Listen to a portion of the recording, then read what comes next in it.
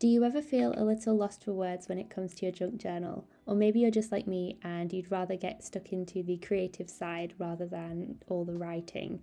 Using words in your junk journal is not a necessity, but it's definitely a fun thing to do.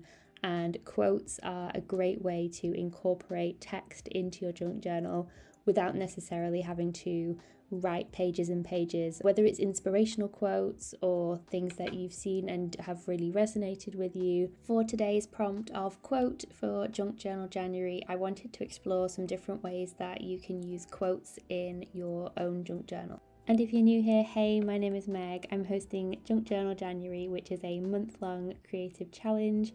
We have an amazing artist collaboration going on this month, so a new video from a different artist every day. Be sure to check out the playlist. I will leave it linked down below and pinned in the comments as well, so you can follow along and find some new inspiration and follow along with each of the artists every day.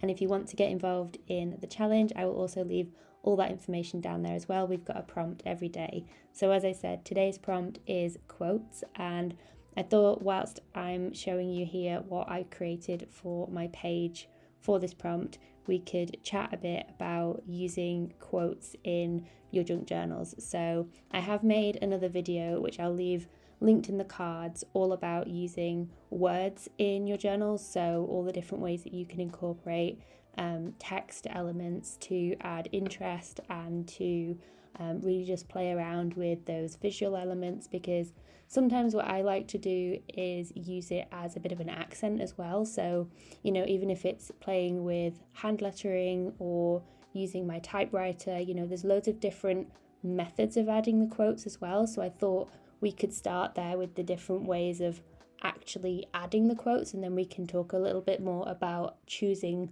quotes to use within your journal itself. So, you know, there's different ways that you can add them to your junk journal. So if you're someone who doesn't like your handwriting, which I know is a common thing that a lot of people don't like to use writing in their journal because they don't like the way that their handwriting looks. Of course, I will say that not only is using your handwriting such a special thing because it's so uniquely you, using it is also the way to practice. So I have always been, you know, writing things out and practicing different lettering, and I really do think that that's how you can learn and develop, because essentially it's just a skill. And, you know, it's not that it has to look perfect either, because mine definitely doesn't. There's even sort of, I think it's like faux calligraphy methods as well, that you can look up. So if you want it to kind of look a little bit fancy, but you're not quite at that level, there's different ways to do that as well. One of my favorite pens, the Tombow, is a really easy way to kind of get that look of the hand lettering without necessarily like having to put in loads of effort, just the way that the tip of the pen works as you're using it. So yeah, definitely use your handwriting. I would encourage you to add some of that to your junk journal, just because it's so special and everybody's is different, which I think is the beauty of it. But if you don't want to use your handwriting, then there's other ways that you can add your quotes to your journals. So you could type it out and print it out onto different papers. You could use a typewriter, which is a little bit niche, but I have an old typewriter that I just got secondhand from a charity shop, and I absolutely love the way that that looks for adding quotes to my journal. You could also cut out from magazines and books, so whether it's whole words or even the old school, like cutting out individual letters and then using those. You could use stickers, you could use stencils. There's honestly so many different ways that you could add text to your journals, and something I quite like to do is to mix it up as well. So one of my favourites is to have some typewritten words as little accents amongst some hand lettering, or you could maybe do, you know, most of the quote handwritten, and then one of the words that say is really important or really resonates with you, you could have that in like bold stickers or something like that. You could colour behind it so that it stands out. There's loads of different ways that you can use your quotes to not only be meaningful in the words, but also really play with the visual elements of the page itself. So I would encourage you to experiment with different ways of actually adding them to your journal as well. So you could use the same quote, but then think about different ways that you could add it. So I'm definitely guilty of, I have a few quotes that are like some of my favorites. They're a little bit like mantras to me at this point. One of which I'm using on this page, which is all shall be well. The full one being all shall be well, and all manner of things that shall be well. It's just something that's really stuck with me over the years. It's a Julian of Norwich quote, and I just find it really reassuring sometimes, so I just love to include it within my journal pages as a little reminder. So that's the quote that I'm going to be using in this spread here today. And I went through loads of different ways of adding this. I thought maybe I'd add it on a journal spot with this collage, or maybe a tag. So you'll see how I ended up actually adding this to the page, but I was like thinking of loads of different ways of how I could add this to the page. So it was definitely a little bit of a process to get to the finished result.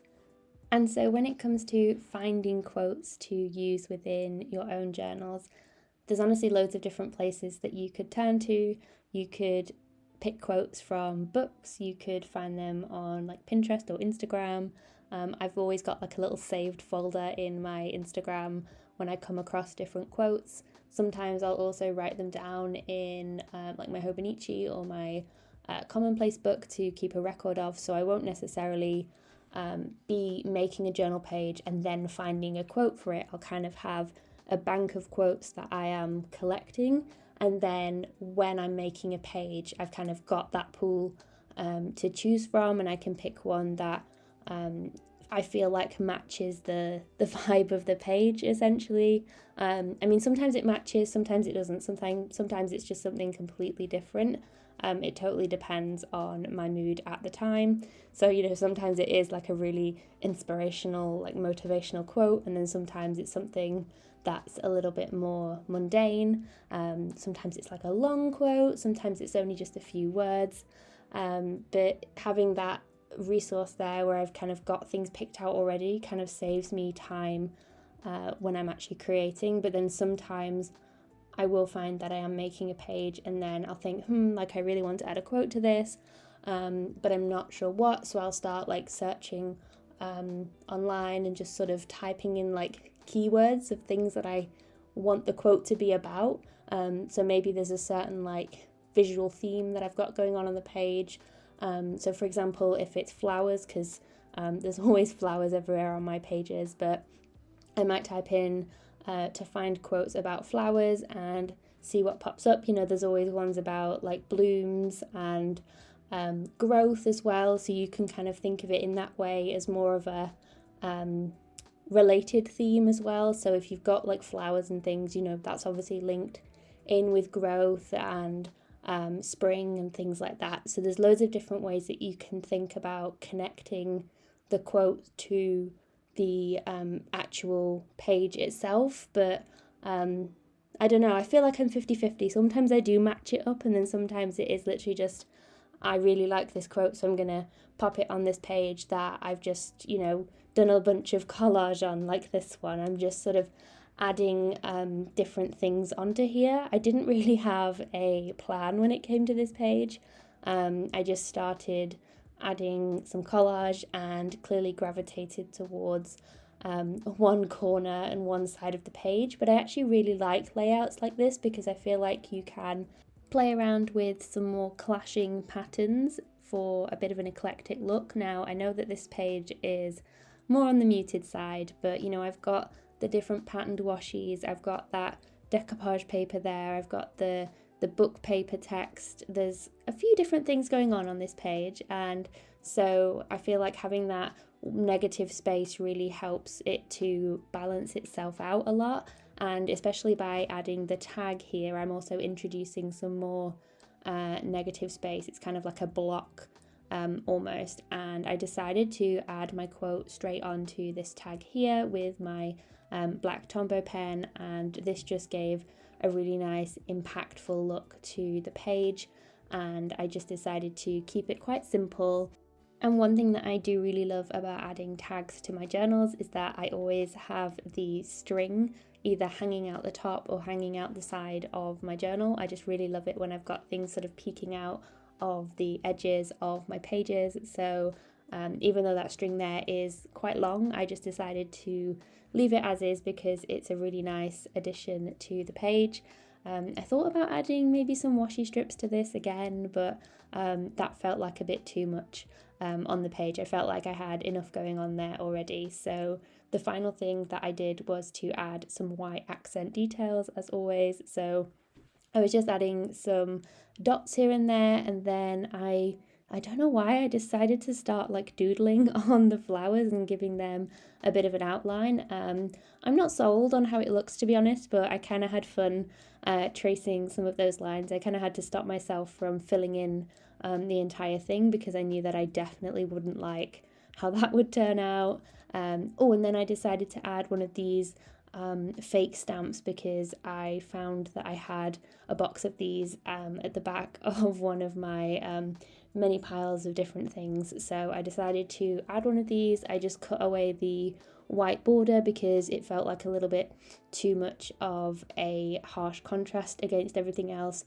And then I tucked it behind my tag, and that was my finished page for day 2 of Junk Journal January, which was quote. So let me know down in the comments what you created for today's page, and if you do share on here or on Instagram, be sure to use the hashtag Junk Journal January and tag me. I would love to see what you have created for this page. So thank you for joining me for this journal with me. As always, I hope you have a wonderful rest of your day, and I will see you guys in the next one.